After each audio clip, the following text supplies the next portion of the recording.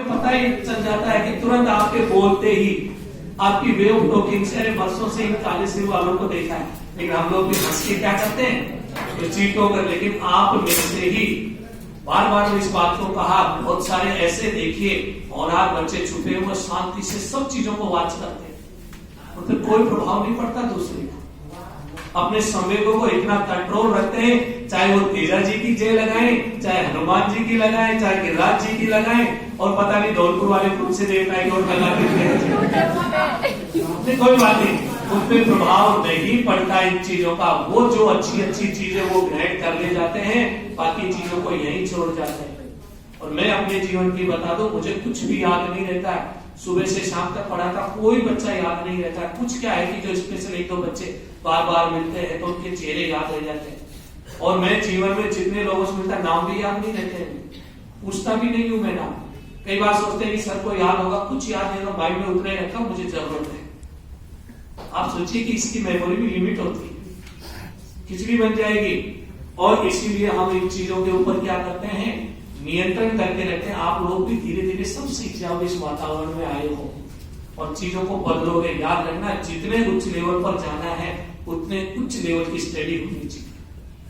और उसी लेवल की मैं बात कर रहा हूं, अगर पीजी करना है, जेएनयू से करना है, या किसी भी यूनिवर्सिटी के डिपार्टमेंट से करना, सीखने को मिलेगा, वहां के वातावरण मिलेंगे, वहां का सर्किल बदल जाएगा, ये सब पीछे छूट जाएंगे।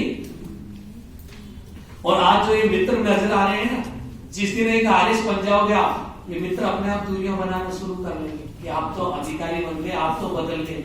वो नहीं बदलता है, ये लोग ही पीछे अपने आप ही छूटने लग जाते हैं, अपने आप कुंठित होने लग जाते हैं, बात करना बंद कर देंगे। क्योंकि मैंने तो जीवन के सारे अनुभव लिए हैं इन चीजों को। जिन लोगों के साथ रहता था, जैसे मैं आगे बढ़ गया वो अपने आप ही दूर होते चले। मैं तब ऐसा क्यों, उनके पास जाते हैं, वो बताते भी नहीं उन चीजों को, लेकिन वो चीजें फील होने लग जाती है कि हाँ ये चीजें बदल रही है। आप लोगों के साथ भी होंगी ये सब चीजें, लेकिन आप आगे बढ़िए तो सही, रुकना नहीं है बस। कहीं आप माठ साहब बन गए और वो भी है लोहा की खीर, ठीक है, फिर मेरे इस भाषण का कोई मतलब नहीं है, ये मात्र भाषण बन के ही रह जाएगा। हमें आगे बढ़ना, जब हमारे साथ भी आगे बढ़े तो हम छोटे। आप देखिए, एक नौकरी को छोड़ोगे, दूसरी पे लगोगे, दूसरी छोड़ोगे, तीसरी पे भी लगोगे और बहुत आगे भी बढ़ोगे।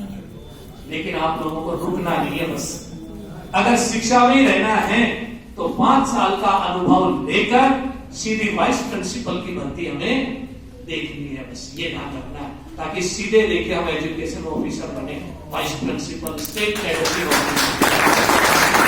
उसके आधार पर लेकर आगे बढ़े। चलो आ जाइए, नहीं आपको फिक्र रह जाएगा।